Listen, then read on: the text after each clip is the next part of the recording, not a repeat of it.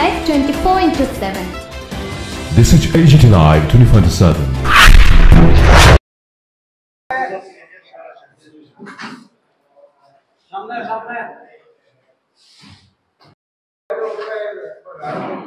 অধিকারগুলো, এই অধিকারগুলো পরিস্থিতির সুযোগ নিয়ে যাতে এটা না করা হয় যে ট্রেড ইউনিয়নের অধিকার কেড়ে নিল। আমরা লক্ষ্য করছি যেমন আমাদের রাজ্যে আমরা বলেছি আমরা যে সবকিছু মেনে নিয়ম পদ্ধতি মেনে আমরা প্রতিবাদ করবো, কিন্তু গত 10-15 দিন যাবৎ অন্যান্য সমস্ত মিছিল মিটিং শাসক দলে চলছে। আর আমরা যে মিছিল মিটিং এর জন্য যে দরখাস্তগুলো করেছি এবং আমরা সরকারের কাছে বলেছি যে আমাদেরকে মিছিল করার পারমিশন দিন এবং আমরা পথসভা করতে চাই, বাজার সভা করতে চাই, একটা পারমিশন দিবেন না। সব কটা পারমিশন বাতিল করে দিয়েছেন, যেগুলো দিয়েছিলেন সেগুলো বাতিল করে দিয়েছেন। এটাও তো এক ধরনের অধিকারের হস্তক্ষেপ।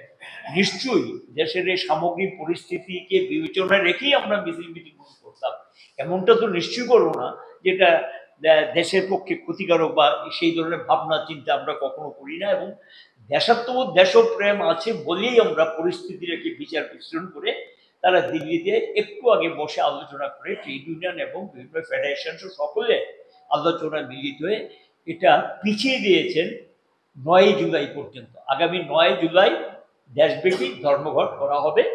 আর 20 মে যে ধর্মঘটটা করার কথা ছিল সেই তারিখে আমরা সব কয়টা ট্রেড ইউনিয়ন মিলিয়ে আমরা সেই দিন মানে ডেমনস্ট্রেশন টাইপের, অর্থাৎ মিছিল মিটিং এগুলো করে অফিস টফিস ফ্যাক্টরি ট্যাক্টরি যেখানে আছে সাবডিভিশন ওয়াইজ জেলা ওয়াইজ সেখানে আমরা ডেমনস্ট্রেশন করব, মিছিল করে আমরা আমাদের যে দাবিগুলো 17 দফা দাবিগুলো আমরা বলবো, সঙ্গে আমরা কেন এটাকে ডেফার করলাম এটা আমরা ব্যাখ্যা করে বলবো।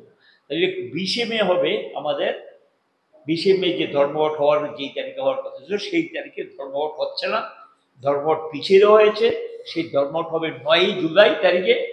আর 20 মে আমরা করব প্রতিবাদ, দেশব্যাপী প্রতিবাদ করা হবে, প্রতিবাদটা আমাদের চলবে। আমরা আশা করি কেন্দ্রীয় সরকার ট্রেড ইউনিয়নগুলো নেওয়া যে সিদ্ধান্ত এটার প্রতি যাতে যথাযথ মর্যাদা দিয়ে এটাকে কার্যকরী করে এবং কোনো অবস্থাতেই যাতে শ্রমিক স্বার্থবিরোধী জনবিরোধী সিদ্ধান্তগুলো লাগু করা থেকে বিরত থাকে।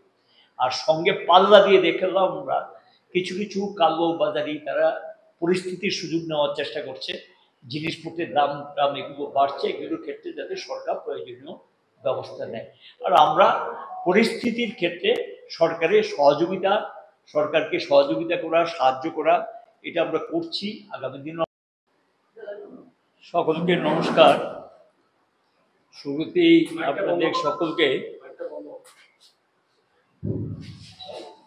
আপনাদের সকলকে অভিনন্দন জানাচ্ছি যে আমরা আজকে হঠাৎ খুব শর্ট নোটিশে আপনাদেরকে ডেকেছি।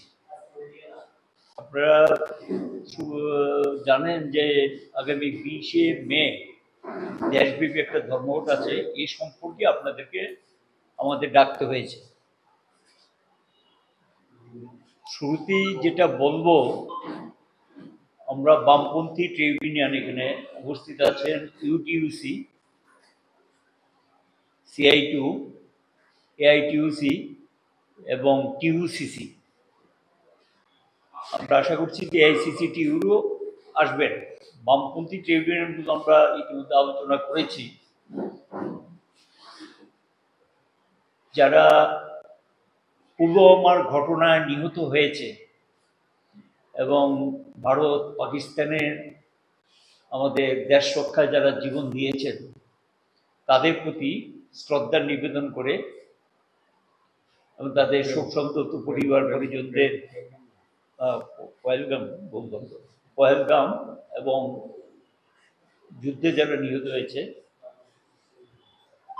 এদের প্রতি শ্রদ্ধা নিবেদন করি আমরা আমাদের বক্তব্যটা রাখছি।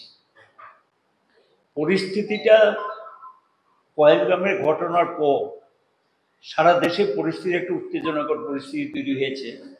সন্ত্রাসবাদীদের হাতে নৃশংসভাবে 26 জন সেখানে খুন হল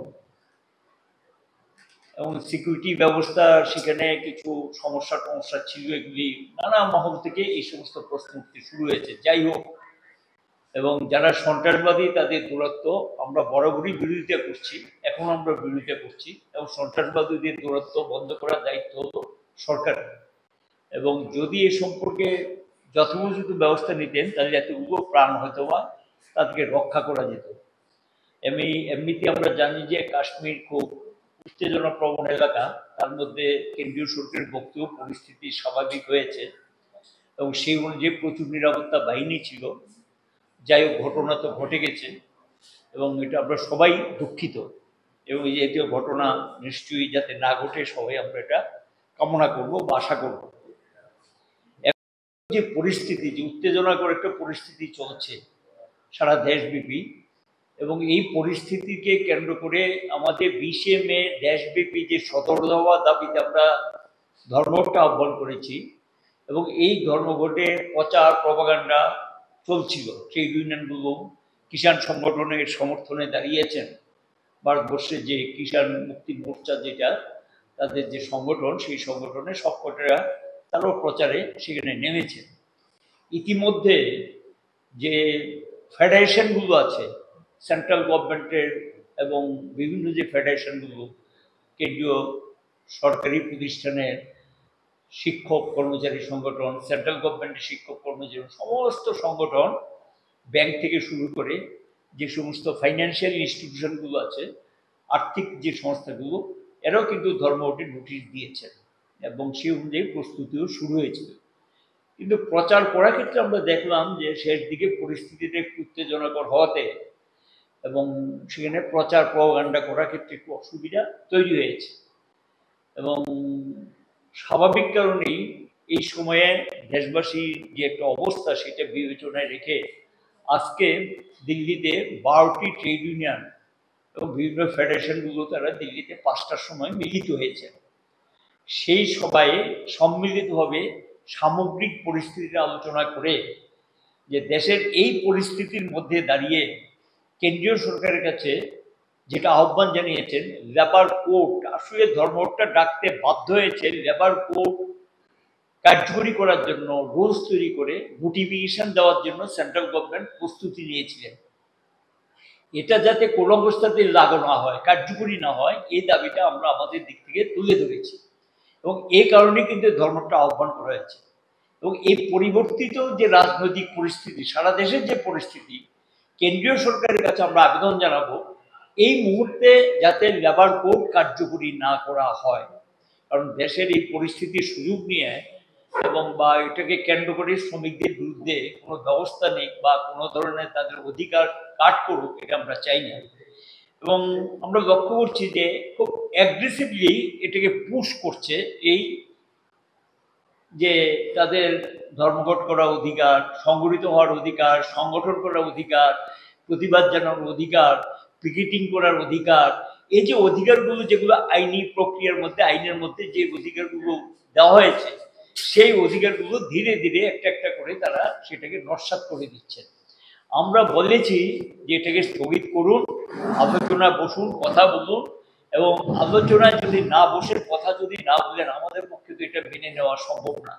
আমরা এটা অলরেডি ট্রেড ইউনিয়নগুলোর পক্ষ থেকে জানানো হয়েছে, কিন্তু তারা কোনো আলোচনায় বসতে রাজি না, কথা বলতে রাজি না। তারপরও সামগ্রিক পরিস্থিতিটা বিবেচনা করে আজকে 12টি ট্রেড ইউনিয়ন বলেছে যে কেন্দ্রীয় সরকার দেশের এই পরিস্থিতিটা বিবেচনা করে যাতে লেবার কোড কার্যকরী করা থেকে বিরত থাকে।